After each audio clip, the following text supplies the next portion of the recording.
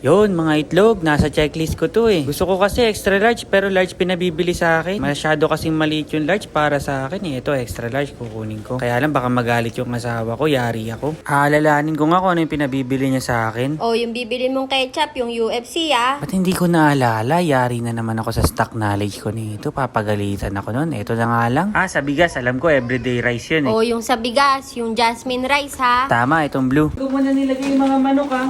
Oh, ba't medium to? Ano ba sabi mo?